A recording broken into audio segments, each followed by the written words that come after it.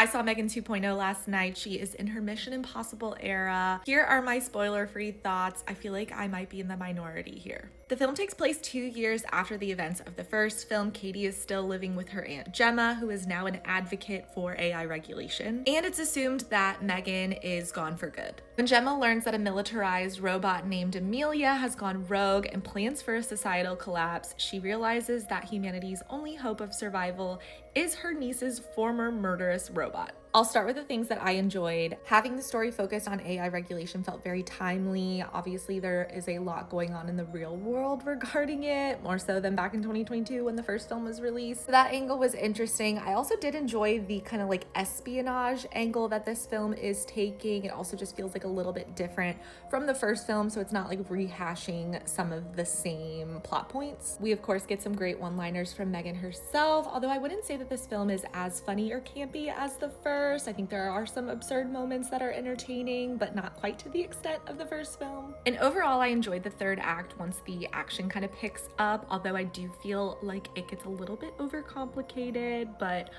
it's still fun. But my biggest issue was that it felt like it took a long time to get to that point. It felt very dull in the beginning. I'm not quite sure why this needed to be a 2-hour film. I think if they had just like tightened up the beginning, I would have probably enjoyed it more. I also think Allison Williams gives a very bland performance. I felt this way in the first film, and I get she's supposed to be this like emotionless, career-driven woman, but as a character that plays such an important role in these films, a one-note performance is just not doing anything for me. I like that we have this kind of like battle of the bots. Ivana Sakno, I probably pronounced that wrong, is great as Amelia. I do think that her character and mission are a bit messy. It just kind of contradicts itself. But most of all, I just felt like Akella Cooper's voice was missing from this. She was the creator of M3GAN alongside James Wan. She also wrote the script for the first film. Director Gerard Johnstone stepped into the writing duties for this film, and it just didn't feel like it matched the same level of campiness. It did seem like a good number of people at my screening enjoyed this. I just felt like it lacked a lot of zaniness. I also feel like they dialed back a lot of the horror elements. I don't know, for me, I was a bit underwhelmed. I am still looking forward to the spin-off film next year called Soulmate. This one just sadly didn't do anything for me. But if you want to see M3GAN 2.0, you can catch it in theaters June 27th.